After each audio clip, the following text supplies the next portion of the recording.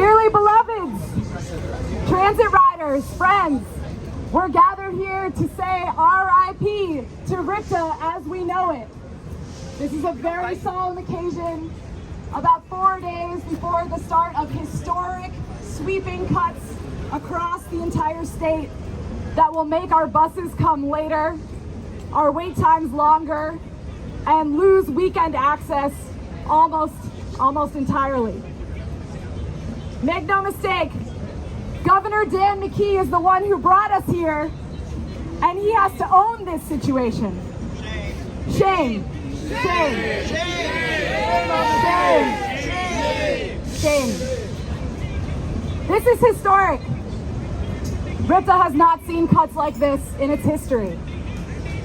Narragansett is losing all their buses on weekends, and the 69 is only going to come 90 minutes on weekdays. The 34, we're standing right here at the 34 bus stop in East Providence, is going from every 60 minutes to every 80 minutes. 80-minute headways in the middle of a city, of a capital region. The 75 bus to the Lincoln Mall is going away entirely on weekends. How are people supposed to do their shopping? The 68 bus to Easton's Beach also going away entirely on weekends. This is the ocean state, and we're cutting off access to the ocean for our working class on their days off? Shame. Students will be late to school. The lack of Sunday access means that people will not be able to get to church. Shame. But together we can reverse this. All hope is not lost. We are here tonight to hold space for the riders whose lives are going to be harmed. Unfortunately, it doesn't seem like there's anything we can really do about this until January at the earliest. Last year, so many of you fought alongside us at the State House. You were there late nights, and guess what? We're gonna do it again. We thank the members of the General Assembly who got us an additional $15 million annually for RIPTA.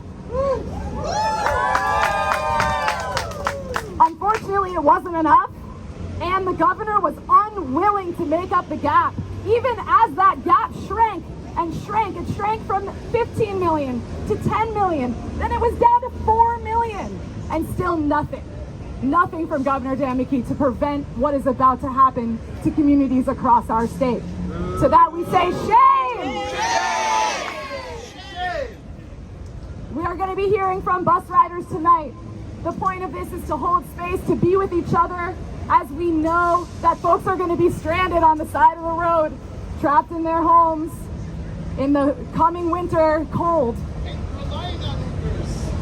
Thank you, Andrew. Having to pay more of their hard-earned paycheck on Uber and Lyft.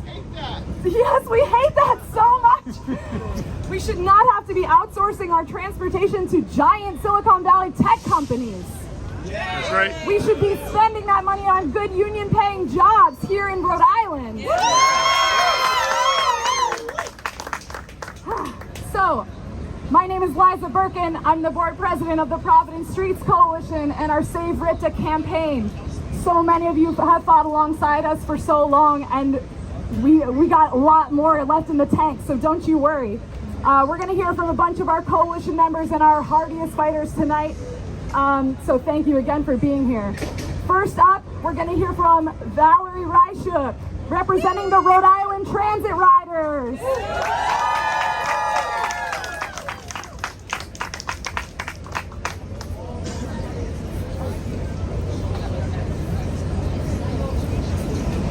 Good evening, friends and fellow riders. During hard times, we figure out who our friends are. That's right. Our friends are the stakeholders who have the same skin in the game that we have when these cuts happen on Saturday. The people with skin in the game are riders like us who take the bus every day and need the bus. to get to our jobs, to get to school, to get to doctor appointments, and so forth. We have allies as well, and they show up during the legislative session. They listen to their constituents. They help us to raise this issue up, but they are not the same as a stakeholder. A stakeholder is a parent of a Providence public school, high school student who needs to make sure that student gets to school safely. A stakeholder is somebody from the health equity zone who realizes that Providence is 9th in the nation for school-age asthma, and realizes that we could be reducing emissions right now by having greater ridership on RIPTA and fewer cars on the highway. So I'm asking you to get on the bus and look to your left and look to your right and ask yourself, do I see a stakeholder today? Do I see somebody else with skin in the game? Maybe I see an ally. Can I raise them up to a stakeholder in this dire situation in which we find ourselves? It has been mentioned that Chair Abney and Speaker Shikarchi helped us to find additional funding, and that Speaker Shikarchi has been mentioning that affordable housing and frequent and reliable transit are inextricably linked. Inextricably linked. People who recognize this have skin in the game. And I want to hear it from you when you recognize that connection. Beware of the people among us who pretend to be stakeholders, and they are not. 2 people on your RIPTA board voted in your favor to not make these cuts go through, and the rest of that board voted for the cuts. When people have skin in the game, they ride the bus with you. Your RIPTA board is not riding the bus with you. Be looking out to see who is on the bus with you, because they need to have skin in this game.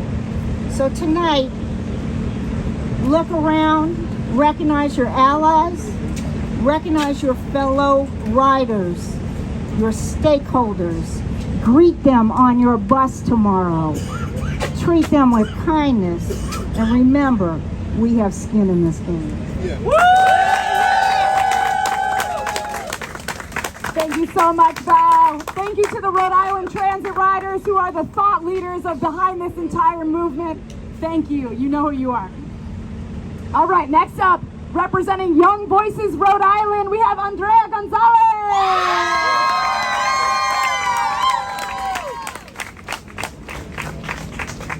Good evening, everyone, and thank you so much for coming here to support our continuous fight to save RIPTA. I grew up using RIPTA every single day, from taking it to school, going to my job, and getting access to various resources that I desperately needed, whether it was food, clothing, appointments, and more. Now that I am an adult that works serving young people at Young Voices, I see now more than ever how the RIPTA services were not just life-changing for me, but for thousands of other students. This last summer alone, Young Voices provided over 1,500 bus passes for our youth. Without the bus, hundreds if not thousands of students would lose access to their schooling, after-school programs, appointments, and even much needed social interaction that they currently desperately lack. Without the bus, youth are stuck in their homes. They're not getting to experience the beauty of Rhode Island, the opportunities that our state holds, or the friendships that are just 30-minute bus ride away. It's not that far. It's just, the R line right there. Today, we don't mourn just the buses. We mourn all of the people that will lose their jobs, their education, their third spaces, their independence, and their friends. It doesn't have to be this way. Today, we could see the changes needed to ensure we wouldn't be mourning, but celebrating. Please continue to fight, continue to show up, because the people in our state, the youth in our state, they don't just need it, they deserve it. So today, join us in fighting for saving our one and only Uncle Ripta. Thank you so much, Andrea. Next up, we're going to hear from an absolute fighter at the State House, Mr. Zachary Gauthier.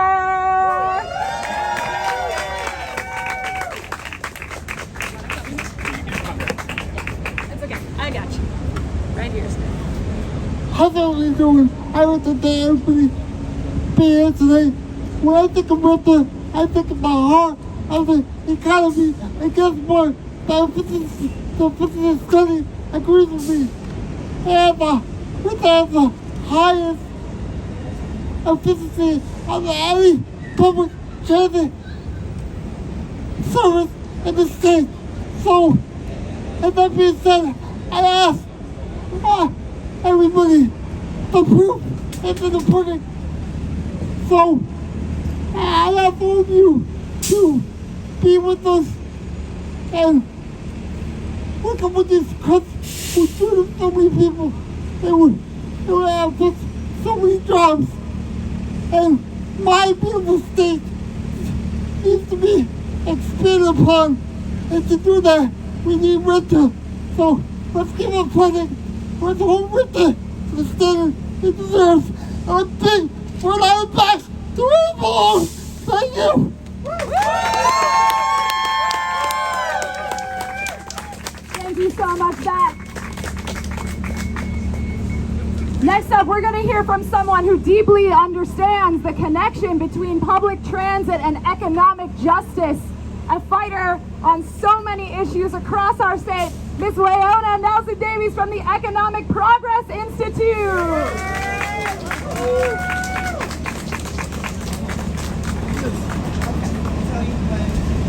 Good evening, everyone.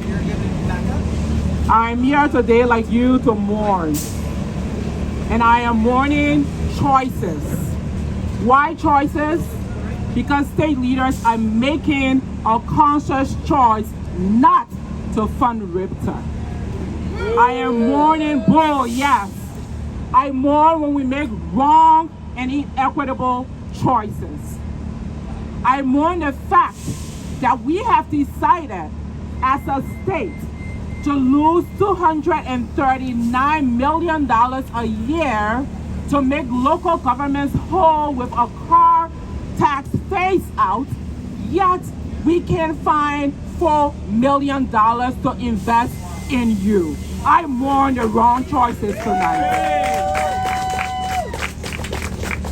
I mourn the choice to let 40,000 riders a day, our students, our workers, our seniors, people with disabilities, we have made a conscious choice as a state not to invest in people of Rhode Island, and I mourn those wrong choices tonight. That's right. That's right. And even though we mourn, we are also here to demand, because our voices are not silent in this moment. As state leaders make the wrong choices, it is our responsibility and our right to demand that they make the right choices by investing in a public transit system that is important for our economy, and it's important that people get to work and where they need to get every day. And so I ask that you demand today. And I have a demand for our state leaders. Those who said we have no money for RIPTA, I already told you we have made a choice to lose $239 million. I demand that we raise some revenue so we can invest in RIPTA. I demand that our state leaders send the message that we are not like Washington right now that will choose to disinvest in healthcare and SNAP and public transportation, that we will make the right choice to invest in our communities and not only protect the income of the wealthiest among us. We demand that they get the money to invest in RIPTA. another demand. Sometimes it's feel that things are not urgent to those who don't have a stake in the game. We are heading to crisis, Rhode Island. Washington is sending a crisis our way. RIPTA is facing a crisis in 2 days. We need state leaders to come back to work in the fall and find money to fund RIPTA and fund those who will be losing health care and food assistance. So we demand that our General Assembly and Governor get back to work this fall by calling a fall session to find the money we need to save RIPTA. I ask that you join me in that demand. We have an action network for you to go right now, and you can send an email to your legislators and your reps to tell them, I demand you get back to work, raise revenue, and save RIPTA. Thank you for being here tonight. The fight is not over. Thank you so much, Rayona. Give it up for Rayona. The fight is not over. The fight is not over. And Save RIPTA is a proud member of the Revenue for Rhode Island Coalition that is working to tax the rich. All right, Wayona gave you a call to action. I'm going to give you another call to action. We know that these cuts are coming in about 4 days, and a lot of folks still don't know that they're coming. They are probably going to show up at their bus stop on Saturday or Sunday, and that bus is not going to come.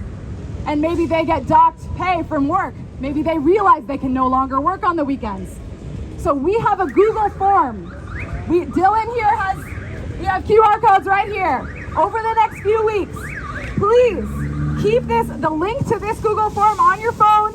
And if you hear of people who are losing their jobs or not able to get to church, missing their doctor appointments, we need to collect their stories so we can share it with Governor McKee, with Speaker Shikarchi, and with Senate President Lawson. We have to collect the stories. We cannot let people be fired. We cannot let people lose access and have those stories go unreported. Thank you to our friends in the media. They cover so well, this issue so well, and we are so grateful. But we need to collect these stories. So if you are on the bus, or if you hear of anybody whose lives are being impacted, please send them to us. Send them to this form so we can collect all the stories in one place. Okay. Great. Okay. Next up, we're going to hear from somebody whose job is going to be affected by the cuts to the 14 and the 69. We're going to hear from Andrew.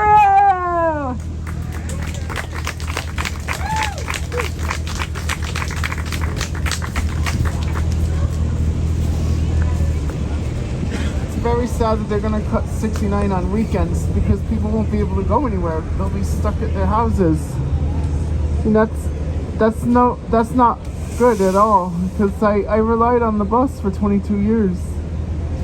They should. I don't want.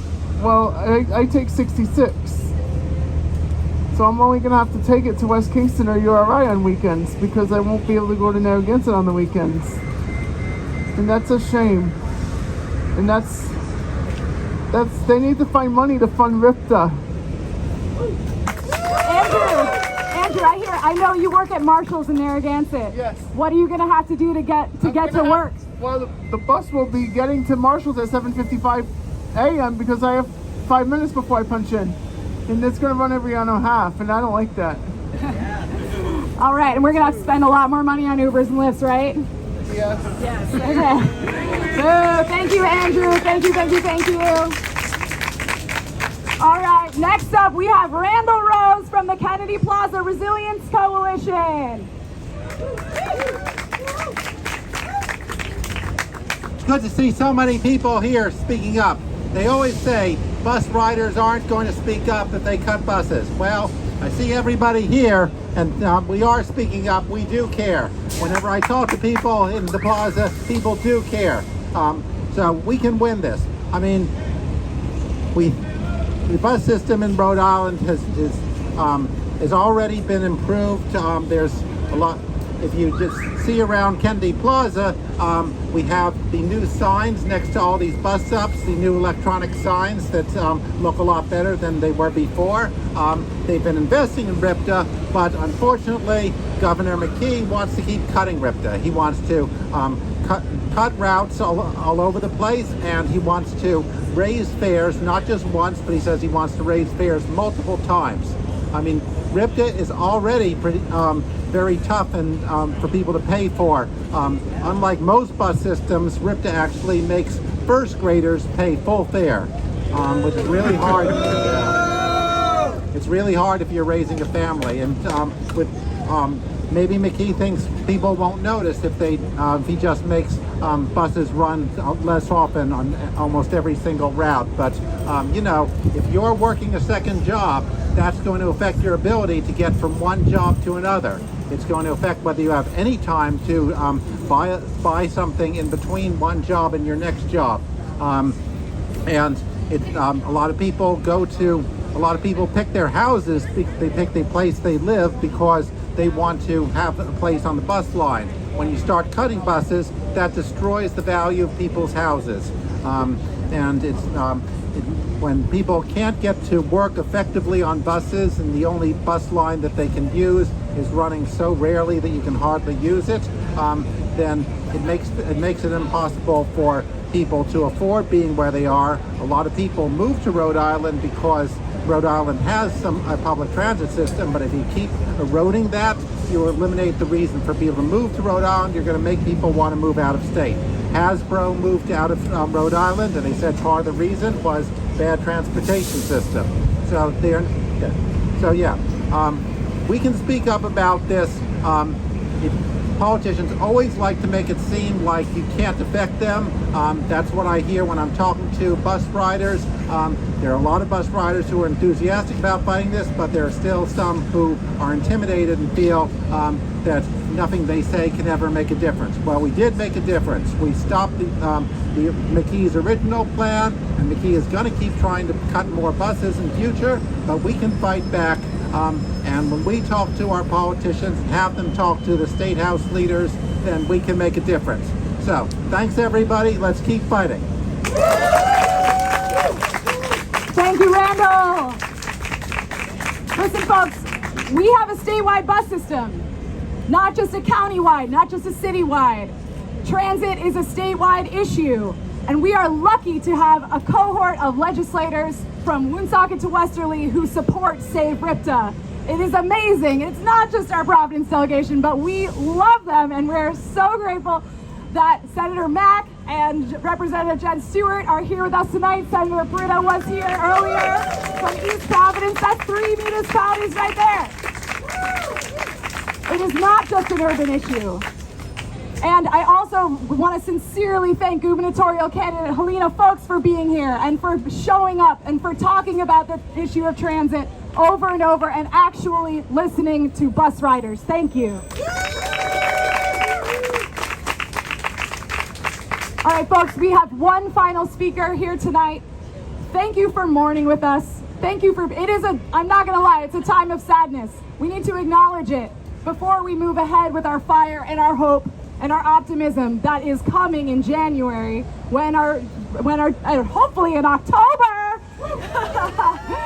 we're gonna push them to reconvene in October. But we know that that McKee is not doing anything for bus riders. So it's up to the legislators now to really make a difference. So with that, I'm gonna give it to Christopher Bowe.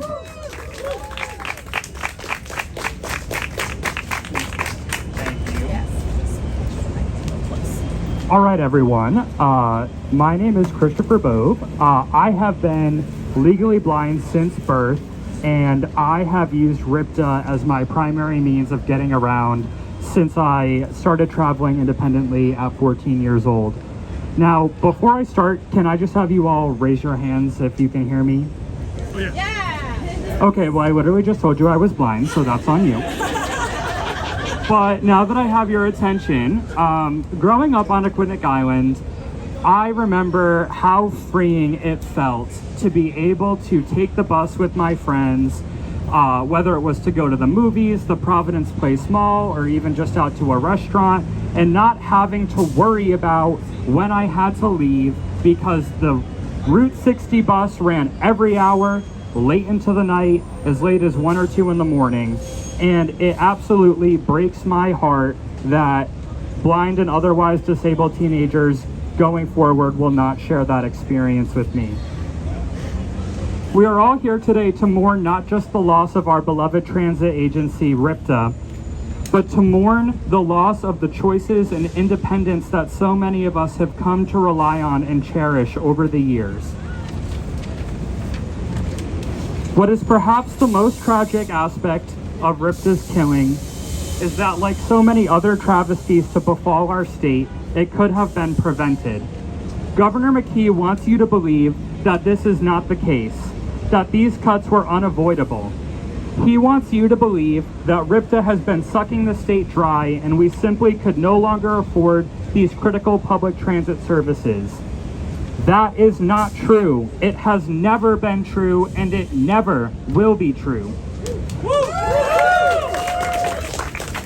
When Governor McKee sent his annual budget proposal to the General Assembly this past January, he chose to leave RIPTA with a $32.6 million budget deficit, demonstrating his callous and cruel willingness to send RIPTA over a fiscal cliff that would have led to the decimation of service and created a bare-bones transit network that would be unrecognizable today. Luckily, under the leadership of Speaker Joe Shekarchi and Senate President Val Lawson, our elected representatives and senators in the General Assembly voted to provide RIPTA with an additional $15 million to alleviate some of the worst possible outcomes from the governor's disastrous budget proposal. How did the governor respond to that, you might ask? By throwing a temper tantrum and refusing to sign the budget like a middle schooler not getting their way on the student council. Now, with RIPTA set to implement service reductions to 45 out of 60 bus routes, Governor McKee wants us to be grateful for the short-term and insufficient funding band-aids given to RIPTA because it could have been worse in his original proposal, as though he is not the person responsible for putting us in this position in the first place. Unfortunately for him, we are too smart to fall for that. This year, our state is set to spend over $14 billion across all of its offices and agencies, with RIPTA's $32.6 million shortfall representing just 0.2% of state funding. In what world is that outside of our means? On Saturday, tens of thousands of Rhode Islanders will wake up with less transit options than we had before.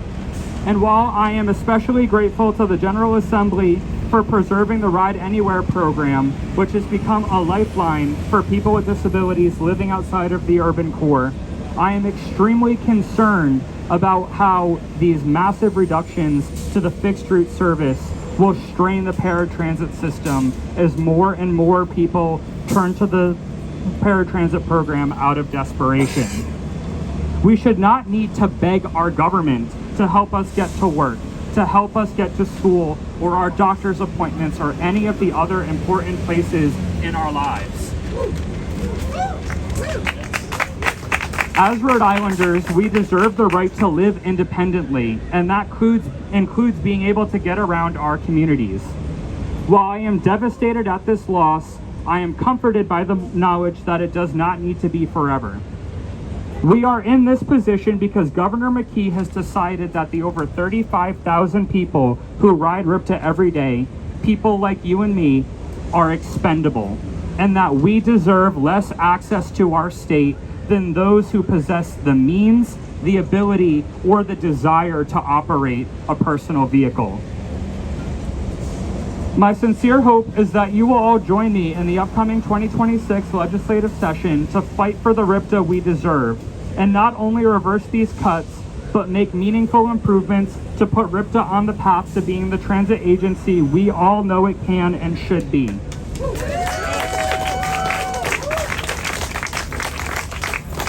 Together, let's remind Governor McKee that a state's people are not expendable or replaceable, but its politicians are. Thank you. That's right, there's an election next year, folks. Let's make sure McKee does not forget. what he did to bus riders. Right. All right, we have, with that, a couple of our legislative champions. We're going to hear from Representative Jennifer Stewart, Representative Pawtucket. Oh, and Senator Mack. Okay, Senator Mack together. Yes, these transit baddies together. Thank you. Do you want to start off? Sure. Thanks y'all for being here. The Rhode Island Black and Latino Caucus made saving RIPTA one of its highest priorities, not because this is an issue about race, but it's an issue about equality. In my district, there are wealthy people who also decide to go car-free because of the impacts on the environment. Every single person, from young school children to the elderly who want to make sure that they have a mode of transit as they downsize their lives and as they navigate their communities, have used and relied on RIPTA. These devastating cuts impact every single Rhode Islander. It would be a mistake to consider this a class issue. No one in the state in the 21st century should struggle to get from corner to corner in the smallest, most densely populated state in our country. While we didn't have the means or the will to save RIPTA this year, there are champions at the State House who hear your calls, who know that during the COVID crisis, we saw a world where the R line was free and we increased ridership. We know that in the 21st century, more and more people are going car-free and relying on bikes and using mixed modes of transportation. This is the world we all want, and this is the world we should demand we legislate. So thank you all for being here, and another member of the Rhode Island Black and Latino Caucus will also speak now. The only thing I would add is that we need to respect the time of all Rhode Islanders. And it is shameful that if you take RIPTA, it's as if your time doesn't matter. And you can wait a half an hour at best, or an hour and a half to get where you need to go. And that is not right. So I am looking forward to pushing forward this issue to get RIPTA on sound financial footing next session. And in addition to everything you've heard tonight, we have to change board leadership at RIPTA as well. Because as a co-sponsor of legislation that would have gone a long way to put RIPTA on sounder financial footing moving forward, there are members of the board and the head of that board that oppose those bills, and that is not right. So let's continue the fight, and I hope that we'll be reconvening this fall to finally pass.